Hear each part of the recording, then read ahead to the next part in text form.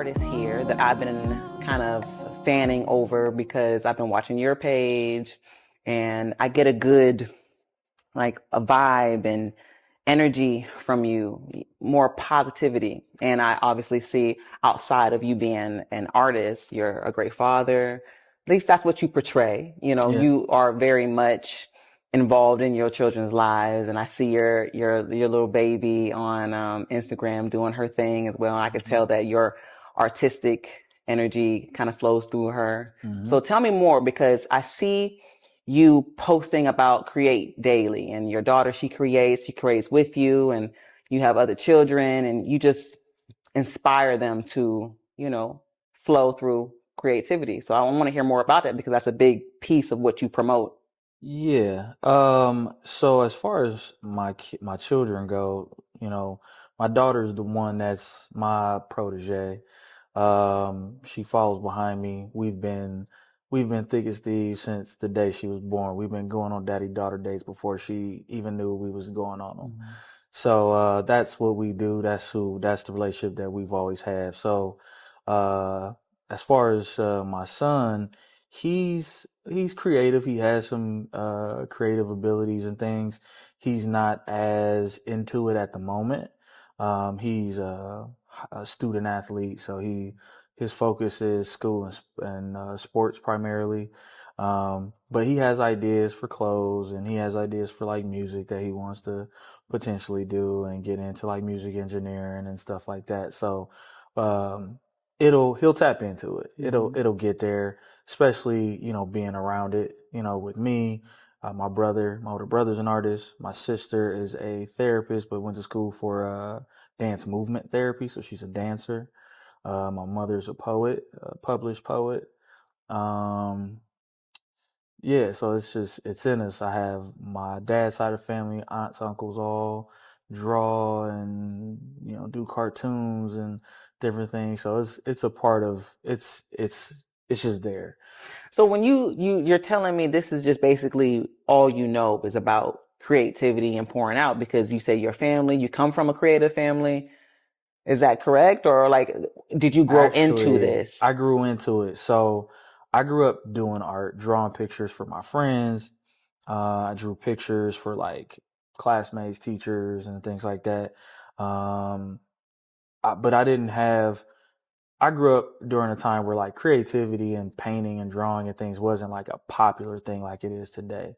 So, the starving artist was like what you knew. It's only a few people that was allowed to be like big. Everybody else is you just getting by. So, people around me you'll be a starving artist, you're gonna live on somebody's couch, this and that. I don't want to live on nobody's couch. So for me, it's like, yeah, this ain't it for me. Um, but my mom never like talked down on it. She just didn't know what to do necessarily. But in retrospect, she did a lot. She Crayola had a light table back in the day for kids to learn how to draw and trace and things. She bought me that. She bought me airbrush machines and stuff like that to like just learn how to airbrush. Like, we went through like that stage of her just like, what do you want? What do you need? I didn't know what I needed, at 8, 9, 10, 12 years old. So yeah, for me, I had to grow into it because I listened to all of the rest of the noise around. Um, so I didn't paint or anything for like 9 years after high school. So I took 9 years off. I drew pictures. I helped people do their logos, do sketches and So you stuff. had That a was it. good stint of time where Mhm. you weren't creating anything and Nope. using your Other creative. than other than doodling on Mhm. papers or helping somebody figure out a logo idea, other than like stuff like that, and that was only every now and again. So when you had that long stint of time, you went, like you say, what, about 8, 9 years, you said Hmm. you weren't doing it. What was it that was like, you know what, I really want to start creating again? Trying to find myself. I Was it a went traumatic through. experience, something that just like, I need to get something out? Um, What was the catalyst that made you just, that you can recall or think of that? Because that's a long period of time yeah, of just not. being unhappy with like life. I had a decent job, and it was just I was bored. Didn't like the job, and performance at work was really up and down, but it wasn't because I couldn't do the job. It's because there would be days that I'm like staring at the computer, like I don't want to be here, you know? So just trying to figure out like what's my purpose? Like how like what's my purpose on earth? And then I went through a time of being like really sad and uh went through about a little stint with depression. It was just like just waking up sad for no reason. Like those things kind of make me question like what am I supposed to do? Um and so I started painting. My older brother, like I said, is an artist. I call him. He tells me where to go to get canvases and things. So imagine it's like I'm that removed from it. I don't even know what stores sell canvases other than like the little like 10 packs that you use for like a paint and sip or Mm-hmm. something. I only know like Walmart to have stuff like that. So I had never been inside of Michael's.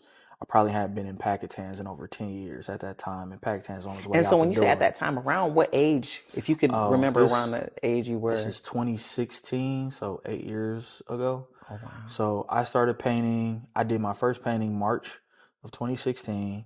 I sold one of the first couple paintings May of 2016, and that's what started all of this. It's like, oh, I like this. Mm-hmm. I like how this feels to get like some of these ideas out. That summer, I probably so my sister-in-law actually is the person who put me in my first art show, and in like the back half of like the space where her office was at. She had an art show, so that was my first art show, summer of 2016. And after that, I probably did 10 more art shows the next 6 months. I was just anybody that would let me show something, anywhere, clothing store, I didn't care. Garage, if it was a garage art show, I was gonna be in it. This, So hearing you talk about you were going through a mental space and it just helped you overall, mhm. you feel like creating helped you, in your opinion, with your mental health. Oh, absolutely. It, I mean, I mean, that in therapy, I mean, without those two, I mean, I don't get here. Mm-hmm. I'm I'm not here in the same mental space I'm in today without the two together. You know, getting those ideas out, whatever emotions out. 'Cause that's the other thing too. It was a new style of art for me. I didn't grow up doing abstract art and stuff very much. So doing abstract art, being an expressionist is different than doing realism. So it's like, it's how do I copy paste with a pencil, pen, markers, whatever I'm using. So that's what I wanted to do growing up. I don't do any of that now. So like really being able to get those feelings and emotions out is what uh really kind of helped me kind of ease into like thinking that like okay, I there's more to this mental health stuff, you know how I guess we grow up not really no one talks about it No much. one talks So about mental health that much. yeah, so it was like, that was a moment for me, and then between that and then end up going to therapy maybe 2 years after that because I went through another time of being I went through another stint of depression. That's when it was like, okay, the art isn't it. That's not the only thing that's needed to like get over the hump. So, But see, hearing you talk about how you originally was using a different form of art and you didn't mhm, always do abstract painting, mhm, that is actually interesting because I feel as though when I look at you and I look at your art, I guess I just assume that you've always been painting and that you've always been into that type of art, but you've kind of just switched and grew into it. mhm. So if you were talking to, say, another artist or someone who's coming into, getting into art, what would you tell them? What kind of advice would you tell them in regards to creating? Because you have your logo is, create daily. You share, about creating daily. Is there anything that you would want to share with a local artist or someone who's getting into, becoming an artist or whatever the case may be? Or Um, even if you were just talking to yourself, what would you want to hear if the young Capo? be purposeful. Hmm. That's it. I mean, because the rest of it is all how you learn and what you learn. So if you do realism, whether you draw or paint, right? whatever you study, whatever, even if you went to school for fine arts and you do abstract work, but you do it from a fine art standpoint, right? Like it's still something that you learn, and then the rest of the stuff is experience. But like the biggest thing for me is being purposeful. When I first started painting again, it started off as, therapy. Then it grew into like, oh, I want to do this, but then I wasn't moving with purpose and with intent. My goal was like, how do I create something that everybody loves? And then I started to realize like I'm doing the same thing with my art that I once did with myself. I'm being a people pleaser. And like there's no intention, there's no purpose, there's nothing real behind this. I'm just painting nice, pretty, colorful things that hopefully everybody wants to buy. Um, so when I changed and became more purposeful, that's when everything changed. That was after I started going to therapy.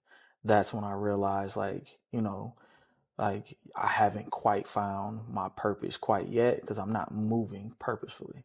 So that's the advice I would give to a newer, younger artist or artist that's trying to figure things out is just move with purpose and everything else will just kind of line up and just, take what you learn and like just don't throw it away. The littlest thing could turn into something worthwhile down the road as Hmm. far as information goes.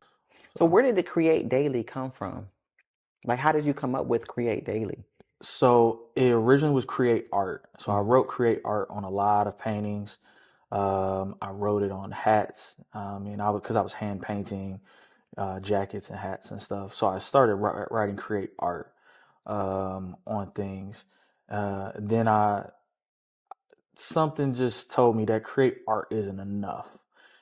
So I really can't tell you how it changed. Hmm. It was just a day that like I'm like I want to do something other than create art because I don't just paint. So I'm like, so I thought create daily because at the time I started to realize like I literally do this every day.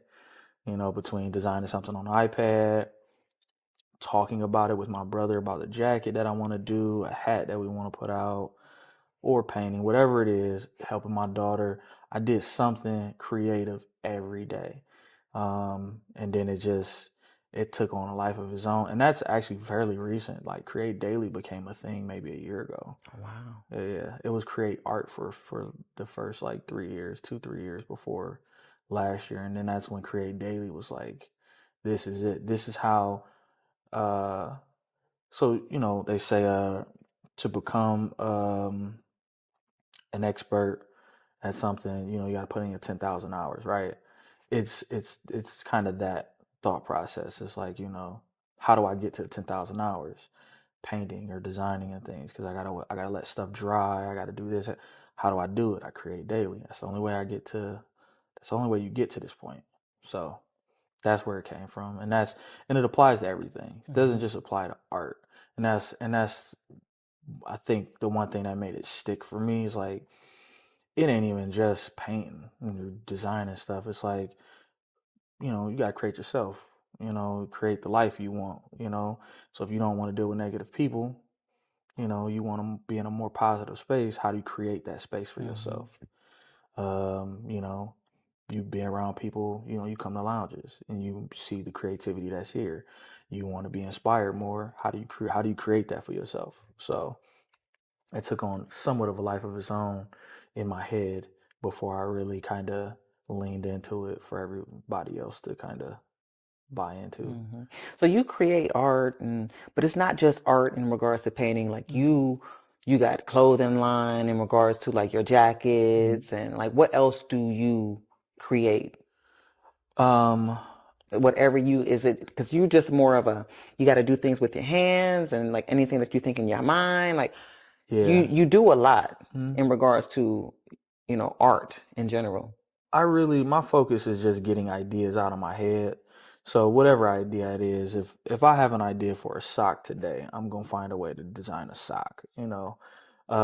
If I want to create a puppet for a ventriloquist, I'm gonna figure out how to do it. Like that's just so there's no so like nothing's off limits as far as what I will kind of try to tap into.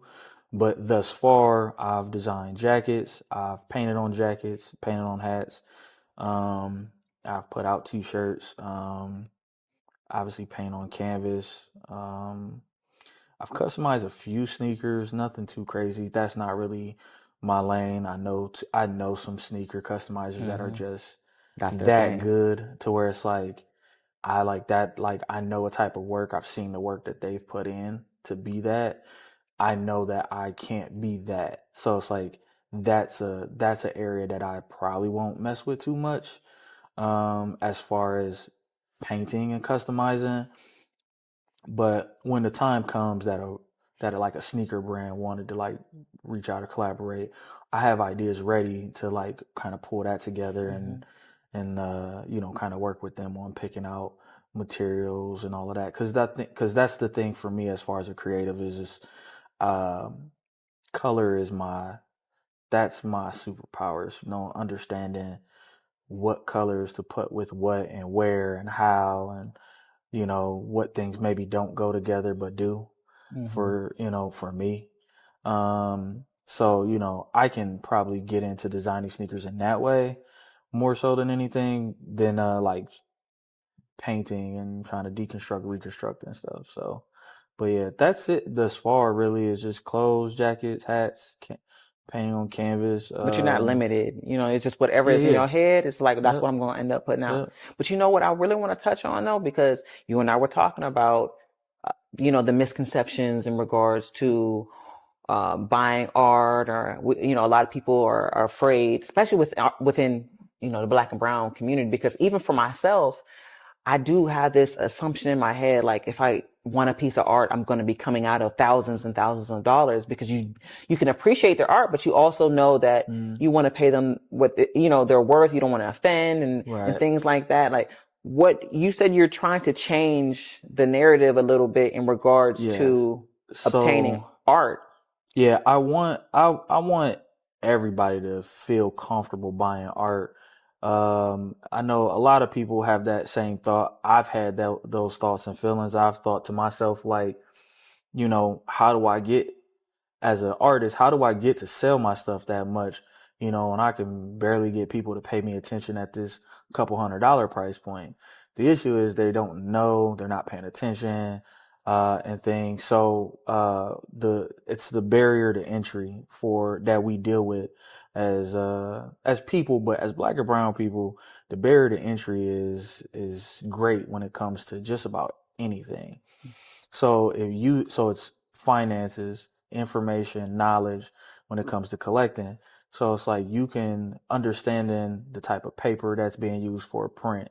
There's levels to the paper that you will print something on as well. So there's so much information people don't have, and they just think everything costs. So my goal or my hope is to be able to uh get more people to collect by selling more affordable pieces and letting people see that there is an affordable option to collecting. And not, and I know art has its own wave kind of happening over the last couple years here. And it's like collecting isn't just for the purpose of investing. So the high dollar stuff, that's, if you ask me, this is all Hmm. opinion based. The high dollar stuff is for the people that's trying to invest. Like if you can afford to buy it because you like it that much, great. But it's still an investment for them. Whether they buy it through their business and they can able and there's different tax benefits, or you got your money tied up in art because you know that it holds its value. If you have, you know, this if you have even the smallest Basquiat original, you know, it's going to hold its value, if not increase significantly. So it's like, you know, I may only have this amount of money in the bank, but I know I can get this off in a minute, you know, and I'm back up, right? So it's like that's for that. Like Hmm. leave that to them. That's cool. People need to not see that, and when they see me, they need to see that like, all right, he's out here doing these projects with whomever, and he has paintings at $5,000, but he also has prints at $100, at $50. He has smaller piece paintings that he sells at $200. I want everybody to feel comfortable with, You're not buying leaving that, in. yeah. You're not really creating just for one specific audience Yeah, or um, wealth, a yeah. certain wealth, The focus is my range. people. Yeah. All of us, Hmm. I don't care You about want it the dollars. accessible. Yeah, yeah. I want everything to be accessible. I want people to feel it's affordable. I've even gone as far as to like offer payment options, payment plans for people and stuff like you don't have to have all the money now. If it's something, holidays is coming up or whatever, like pay it over time. That's cool. Let's figure it out. If you really want to collect and it's something that you can afford to do. Obviously, I never want to put anybody in a bad financial position on some fear of missing out type of mindset or nothing like that. So yeah, like anything I can do to help get them over that hump, Hmm. which then helps me get over the hump of like having more collectors and having more eyeballs and having people truly understand what I do, why I do it, and who I am. So so we jumping over these barriers like together. So, but back to what I said about being purposeful. Hmm. Being purposeful isn't just about being purposeful on how you create and what you Hmm. paint and design. It's like being purposeful with how you get to that point still. So I'm purposeful about who I'm around, where I go. Not everything serves you. Exactly. So um, going out to an event, even some art events, are not for me. It's not my crowd. It's just not the right event. There have been art events that are more of a social event Hmm. with art being the background rather than the other way And not really around. the focus. So Hmm. and that's It's more of the fine. aesthetics, Yeah, you and that's know. fine. There's nothing wrong with it, but that's just not for me Hmm. anymore. So I'm kind of past the point of like just being out and about for, just because. So yeah, so that's why I'm not out. I'm purposeful with my time, Hmm. dealing with depression, anxiety and stuff. That plays a role. How I do have you deal social with anxiety and stuff your too. So depression and anxiety? Because like even you said earlier, you often have, when you're out and about, you have anxiety. hmm So for me, uh it's two parts. First, remembering the things that I've talked about with my therapist and the books and things that she's had me read, right? Doing my breathing exercises and things like that.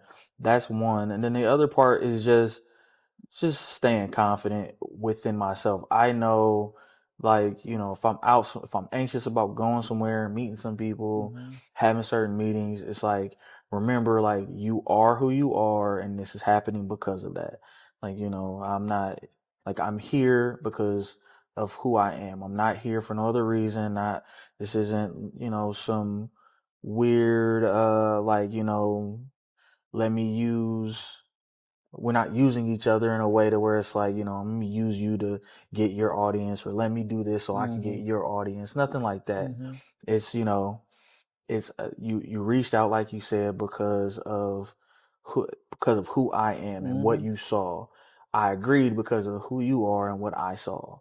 So it's like just keeping those things in mind and Hmm. stuff, just trying to be always be present so I'm not overthinking things. So that just How long have you had that? Have you been operating like having anxiety? Like that's something that, what sparked that? Or that's just something that's always been constant? so I think I've had anxiety honestly uh majority of my life. I just didn't know what it was or that there was a word or what the word was for So it. what were you feeling? So you didn't know how to articulate what it was. What were you just feeling all the time that was like, oh, Yeah, so that like nervous butterflies and stomach type feeling, I would have that like in my chest. Like, breathing would be different or elevated and things like that, or I'm really nervous. I'm looking over my shoulder all crazy and stuff like that. So I've kind of had it, but I've always been the like happy go lucky person. like my family and my friends. So no one ever knew because it was just like, Hmm. it's like, yo, I can't let them see me like this. So it's just like, man, I don't even know. It's like, man, I'm just nervous. But Like, internally, you're like, you're freaking but out. yeah, I would be freaking out. And it's been that way a long time. It hasn't always, it's not always bad. Hmm. Some things, some days are worse than others, or some events are worse than others. Is it a daily Uh, thing? uh, Or is it only when you're like around a big groups of people yeah, not or? daily anymore. It's not daily anymore, Hmm. no. Um, but it just depends, if something if something happens to me or a friend or or my granny, she loves to watch the news. If she called me, this is what's going on up in Cleveland, be safe. If I like when those things happen, then it's like maybe there might be a few days in a row where it's like I'm a little anxious just going out because the anxiety becomes a little irrational, where it's just like I'm thinking about things that have nothing to do with me, Hmm. and things that just are not realistically won't happen. You know what I'm saying? It doesn't mean that I'm not going to have my head on a swivel or be aware of my surroundings, but it's just like I don't need to focus, take the focus away from those things. So for me, again, just taking what I've learned from my therapist, remembering who I am, where I am, why I'm going where I'm going, do my breathing exercises and keep it moving, I'm good. Once I'm in the environment and things and I see that, all right, you cool, man, relax. I can relax, Hmm. So that's why I say it's not every day, Hmm. but every event, every event, I go to, even my own art shows. And I tell people when I say it's been like this, like when I played sports before every game, I was practically hyperventilating before every football game. Like, oh, I'm about to go out here today. I'm gonna get hit, and they're gonna knock my helmet off, and my mouthpiece gonna go flying, and it's over with. Like, and it's like 12 years old thinking about this, like, Oh my you God. know. But I just always thought it was just nerves, Everybody's like, you just nervous, you'll be okay. So how did you find Uh, this out? You didn't find out that it was anxiety until you got into therapy mhm. or? My thought was like, let me figure out what is actually going on. Um, But I didn't really get into therapy till I got to the point where I was waking up sad. Then it's like, oh, this must be what this is. Because people talk about it. I've had people mention it that they've had it and this and that, but they've never been to therapy. They've never been diagnosed or anything. So I'm just like, I mean, it makes sense, but it's like, I don't understand because it never was that bad. But then when I wake up for like a week or two straight every day, just sad for no reason, it's Hmm. just like, oh man, this got to be it. I Hmm. got to call So it's somebody. about recognizing the Yeah, pattern of yourself and how you're yeah, feeling and regulating your emotions. That's how I feel about almost anything. It's like recognizing a pattern. Once you recognize a pattern, then you can kind of know how to yeah. regulate some things. Self-awareness, you got Hmm. to have, I'm hyper self-aware. Like I can now. So like I'm at a point now I can say and do things and look back and say, I was wrong without anybody having to tell me I was wrong. Accountability. Yeah, I can do that now. I haven't always been that, and that's a part of being in relationships and stuff like that. The finger pointing, you have to sit back and like, all right, not all the finger pointing is bad, but like Hmm. I gotta figure out like where am I actually messing up? Hmm. Like what have I actually not been doing? Or what have I actually really been doing that I thought was okay and stuff. So that's a key part too, the family dynamic at home Hmm. and stuff is was a big part of me wanting to find myself and figure this stuff out too, so I can be better for the relationship at home, Hmm. Want to be a better partner, a better Yeah, I father, gotta be a better whoever you're father, better around, husband, better friend. better friend, like I can say like my wife's my best friend. Like no matter what happens in this world, how much we grow and change and be different. Like we've gotten to a point now to where that's what it is. Hmm. So it's like, but I don't get there without finding a place of trying to be accountable and therapy. So Hmm. yeah, yeah, yeah. So my overall thing is I say often is that I want to change the world, Hmm. and I feel as though everyone has a capability of changing the world. And when I see your page and I see how you inspire others to create and inspire others to take time for themselves in regards to mental health, what would you want And all people to know that. about you specifically? Um, that I create daily. Just know I don't stop. This don't Hmm. stop. Like this ain't. I I don't stop. Whether I work while getting things going. So like I work 9 to 5, and I'll be designing on breaks, and I'm picking up kids on lunch break, and this and all of that. As soon as that's done, I'm straight to an art show and things, dropping off artwork, picking up artwork. My schedule is crazy. I'm up every day by 6. Depending on how my day goes, I might not go to bed till 2. I don't really sleep. All I need is like 4 hours of sleep, and I'm good to go. So it's like I might fall if I fall asleep early at like 10 or something. I'm up at midnight. I'm up till 3, 4 in the morning. I go back to sleep, and I'm up at 6, and we after it. Hmm. So it's like every now and again my body shuts me down and tell me sit down. I listen, but yeah, just want people to know like I I didn't leave nothing on the table. I ain't got no regrets. Hmm. I created daily, and that was that. I lived by everything I said. Any advice I done gave, anything I done talked about as far as life, relationships, therapy, art, I lived everything I said. So how I want people to kind of remember me. Yeah, So remember you. yeah. I do want to know because a lot of people don't know that they might be walking past your art and come across your art and Mhm. not even know that it's yours. Yeah. Where can they find your art? Because you mentioned it's at a couple of locations, like at the Mhm. hospitals. So did a project with University Hospital through Deep Roots. So I have painting at a space on 105th in the Glenville district. There's in the building in Bedford, right near like downtown Bedford, and the UH. It's a newer building. I believe it's a newer building over there. I know they've rebuilt the inside of it, but so I have a piece there. I have a number of collectors that they put the pieces up there. Obviously, most of them are in their homes, but they put them inside of their businesses.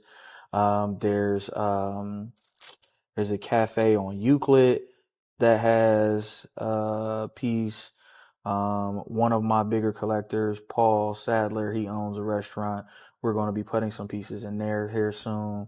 Um, I don't know if we're going to be using his private collection or not. We'll see kind of what he wants to do, but I'll have something there. His restaurant is in Euclid Hmm. on in the Plaza of Euclid and 260th. So I have stuff there. So all over the city, basically, Yeah, and then spread all obviously out. lounges. There'll always be pieces here at lounges. Hmm. Deep Roots, 79th and Central. So I mean, it's spaced out, and it's just growing. There's more businesses and stuff that I've talked to and that I've frequent as a customer and Hmm. stuff that we've had conversations. So this year is going to be a year uh, of growth, of a lot of growth as far as eyeballs and people being aware of Hmm. who I am. Other than that, it's just I'm I'm cooking. I got a show that'll be opening in May Hmm. 6th at Deep Roots, and then another show I'm working on that I'm hoping to have open the beginning of September.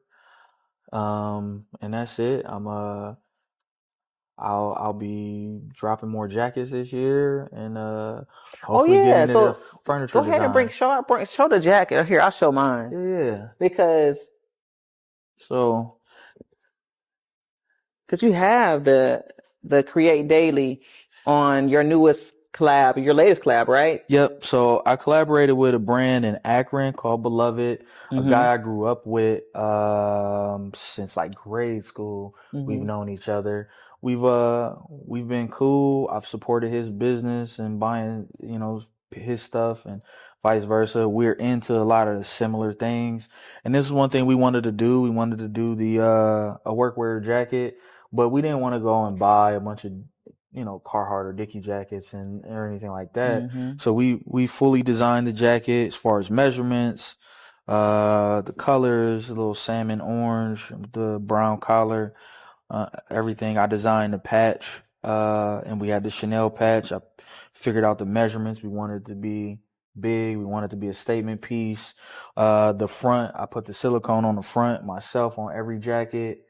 And then it comes with two buttons, again, it's a piece of me. It's who I am. Anybody that sees it knows, or that sees me knows, I love a good workwear coat and vest and stuff. I've supported other brands and theirs, so why not make my own? So Right. there'll be more workwear jackets coming. Me and my homie Kobe from Beloved, we will collaborate again on other stuff. So, but yeah, so this is just the first installment of future collabs with me and him, and the first installment of like what's to come for me. More jackets. I'm trying to do 3, 4 more jackets this year, Mm-hmm. and uh, and again, I'm trying to get into furniture design. So be expecting to see some And chairs this year. furniture. You Yeah, really ain't yeah. playing. You about to just No, do any and everything. every day. So I've designed some chairs already. It's just a matter of getting with the right people to produce them. So yeah, I'm Thank you. everywhere. Thank you. I'm thankful. I appreciate you.